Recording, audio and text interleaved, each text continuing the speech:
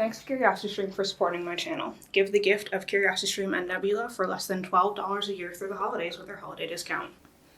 Alright, so the whole concept of this video, when I set out to make it, was that I was going to spend a month studying to take the Mensa admissions test. Today's the day of the test. I have not studied all month.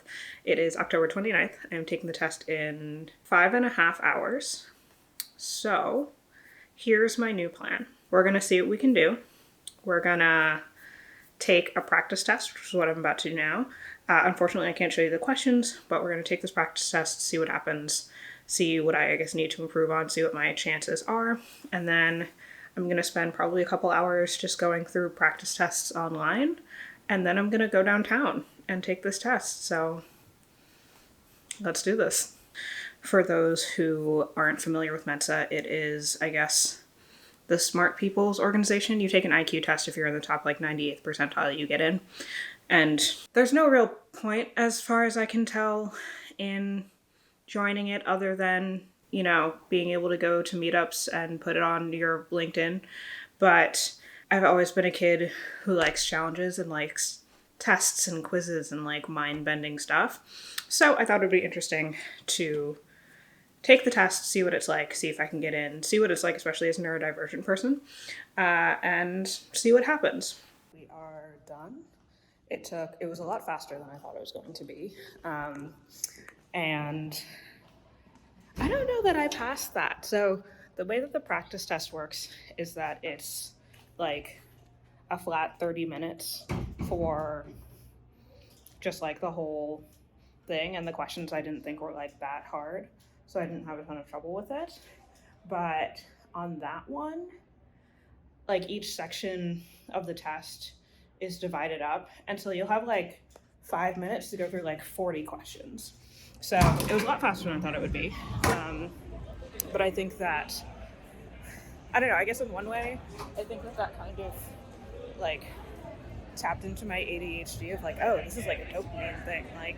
Let's race through this as fast as possible. But I think that also means that there's a good chance that I messed up some stuff that I probably knew just because I was moving really, really, really fast, and there's no time, so you don't actually know. So we shall see. I haven't gotten an email back yet, but I am not expecting good news, I guess I would say. Recap initial thoughts. I don't know when I get results back or what form I get the results back in. You guys saw earlier that when I took the practice test, all they give you is the number out of 80. They don't tell you what questions you got wrong, or there's different types of questions. So they don't tell you what type of question you did well at versus what type of question you didn't. So I don't know any of that stuff off the top of my head, and I don't think I will. Ignore my very messy kitchen. I don't think I will when they send the results. But since I know it was probably super loud, yeah, it was a really interesting experience. I think, first of all, if anyone ever took standardized testing, so things like the SAT, the ACT, the GRE, not at a school, so not in a group with other people, but at a testing site, I took, I believe, the GRE at one of these, and I forgot how locked down those places are. You can't take anything in. You have to go through a metal detector. There's cameras on you the whole time. It's very interesting. They did have noise canceling headphones, which I thought was cool. And I definitely had on while I was in there, but everyone was kind of doing their own thing in their own little cubby. So it was interesting to be back in something like that again. Like I mentioned earlier, yeah, it very much felt like a speed run of a test. And I think that the two things that I would say made it more challenging than the practice test were, one, that each section of questions, so there's a bunch of different types of questions, and when you take the practice test, you get all the questions at once. So there's 80 questions, you get them all at once. You have a 30-minute timer. You can see what question you're on. You can see how much time you have left. And so I think in the real test, what happens is that you have, 8 sections and have 5 to 10 minutes per section, effectively.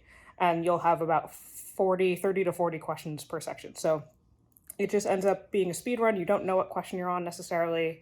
Actually, you do know what question you're on, but you don't know how, you do know what question you're on, but you don't necessarily know how much time you have left. And then you can go back and check answers with your remaining time, but again, you don't know how much time you have left. So the nice thing about the practice test was that there are parts of the test that I just don't find to be super hard. So like the math part of the test, I can like move through pretty quickly. And I definitely would have liked to have had that time on other sections, as opposed to having a finite amount of time for each section, because there were definitely sections, I think on one section I did actually run out of time, but there were definitely sections where I was like struggling a little bit more. A lot of the pattern E1s where you have to figure out like this picture and then this picture and then what's the next picture. Those are stuff where I just need to like sit down and like look at it and figure out what the pattern is, versus the like more straightforward math stuff and a lot of the English stuff actually too. The like word that is similar to X word, like those I can blow through really quickly. So yeah, I don't think I got in. I guess I don't know. Because the percentile distributions like change every year based on the statistics of the test. I don't actually know what 98th percentile would look like on this exam. So I don't feel like I got in. I don't feel like I did like exceptionally well, but I suppose we'll find out once I get the results, whenever that is, and I will come back once I have that. Hey, we did it! Although I do want to know, I just got the email, and unfortunately, okay, this is exactly what I wanted to know. Unfortunately, we are not able to provide you a detailed report with scores, percentile ranks, or IQ score.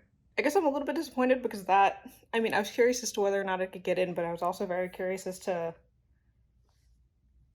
what the scores were. Like, that was that wasn't the whole point of this video, but that was a big part of why I wanted to take the test. So that's a little disappointing, but I did make it, so perhaps, I don't know, I guess I'm joining now. You would like to see more content on what it's like to be in Mensa, there's a great podcast, actually. I think Jamie Loftus does it, called My Year in Mensa. I would highly recommend checking that out. It was kind of a partial inspiration for this video. But yeah, that's how that went. Weird. Editing Jordan here. This video ended up being a little bit on the vlogier side, so I ended up cutting some stuff out for time, but if you'd like to see the full version of this video, you can check it out over on Nebula. If you haven't heard, Nebula is a streaming platform built by me and some of my friends, including people like Tierzu, Simon Clark, and Jacqueline from Nothing But Tech.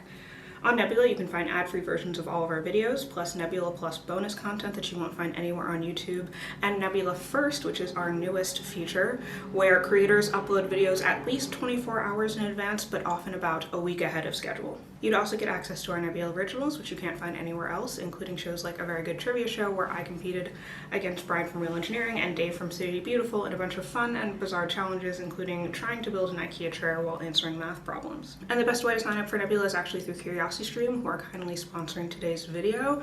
They are actually running a holiday discount, so normally my code will get you an annual subscription with Nebula for less than $15 a year, but through the holidays, that's going down to less than $12 a year. CuriosityStream is a subscription streaming service with thousands of documentaries and nonfiction videos. In fact, if you're interested in learning about what it's like to be neurodivergent, you should check out their documentary One with ADHD, which catalogs the highs and lows of being a woman with ADHD, something I now have lots of experience with. CuriosityStream loves independent creators and wants to help us grow our platform, so if you click on the link in the description or use my promo code Jordan, you can get access to CuriosityStream for 42% off their annual plans through the holidays, with Nebula included for free for as long as you are a CuriosityStream member. Again, that's less than $12 a year. Signing up for CuriosityStream and Nebula is a great way to directly support my channel while getting to watch my videos ad-free and letting me make videos like this that are a little bit more experimental. So sign up for CuriosityStream and Nebula at curiositystream.com/Jordan or using the promo code Jordan.